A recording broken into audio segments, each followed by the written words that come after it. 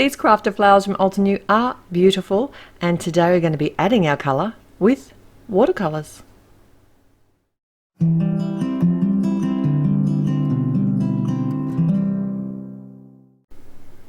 Hi there, it's Therese and I'm here for Alta New, and I'm introducing the new crafted flower today.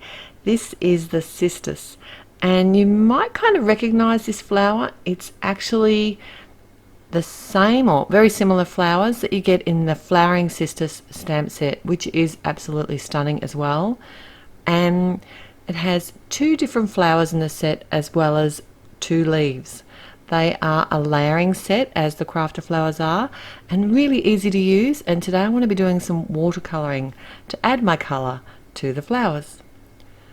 So obviously the best way to start here is to grab some watercolour cardstock. So I've got the pad from Alta New, and this means that I can add as little or as much water as I want. I won't have to be so restrictive on how much water I'm adding, because if I just use normal white cardstock, which I could do, if you add too much water it's going to pill and mash up the cardstock and it won't look pretty. Now I'm cheating here by die cutting everything pretty much all at once. Everything's going to fit onto this one piece of cardstock and fit through my die cutting machine, and I find that's just such a time saver. When I remove my flowers and leaves from my die cuts, what I actually am doing here is keeping them together as they are, so that way I know which layers, like the very solid layer is the base layer, then there's the middle, and then the one with the least paper in it that's going to be the bit that goes on top. So it's very similar to the layer stamping in this respect. Alright, I want to create white flowers today, so I'm adding black paint. Yes, I am. Well, it's called the Rock Collection actually, so it's almost black. It's grey really, I suppose. But the good thing about paint is the more water you add to it, the lighter it will be. Watercolours are very forgiving in that way. And yes, I'm coming in and adding more. And I'm mostly adding it where the shadows are going to be, like where the flowers are going to layer on top of each other. And I know it looks like a lot at the moment, but it does dry back lighter. And I promise you, it will look wonderful in the end. Don't freak out. Now these leaves weren't really turning out the colour that I wanted to, so I did come in and add a second colour, green, and that's the good thing about watercolours, is that you can mix them.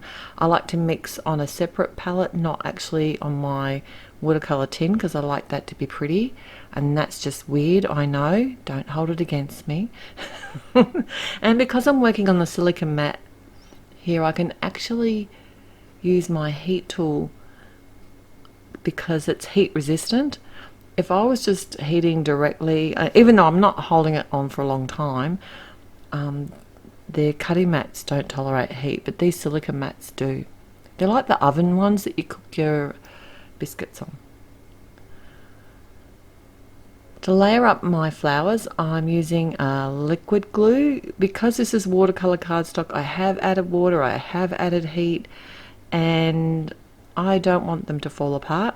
I know that the liquid glue is going to hold very strongly, and it does give me a little bit of time to move the pieces of the flower around and make sure that I'm happy with the placement before I commit and let them dry. And it doesn't take long to dry, seriously. And these flowers, I don't think I even looked at the packaging, maybe for this last little bit here only. They are really obvious in the layers. Some things aren't so much, but these particular flowers and leaves are. You can tell just by looking at them where they're meant to be. And I didn't adhere the center of these flowers straight up because I wasn't sure if I was going to use them or not, but I did. And I've got some pale grey cardstock that I'm attaching to the front of a top fold A2 card. And then I've also got some dark grey cardstock that I've popped up on a couple of layers of fun foam here. And then for my little bouquet, I just moved it round till I was happy. I added some 1mm foam squares, foam circles I think they actually are, so they're not very high, but I did build them up so that my bouquet didn't sit wonky. And the sentiment I've got here today, it's from the Airbrushed Flowers set, and I already had this sentiment made for another project and hadn't used it, and I thought it just went perfectly with these colours. I know, white on black. Wink. It is going to go perfectly with anything. So thanks for joining me here today. I'll list everything that I've used today at the blog, and that link will be in the description below. Look forward to seeing you again real soon. Till next time, bye. Hello crafters, Jen here.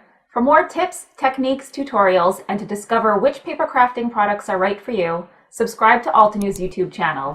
Make sure to hit the notification bell so you don't miss any videos. Thanks for watching.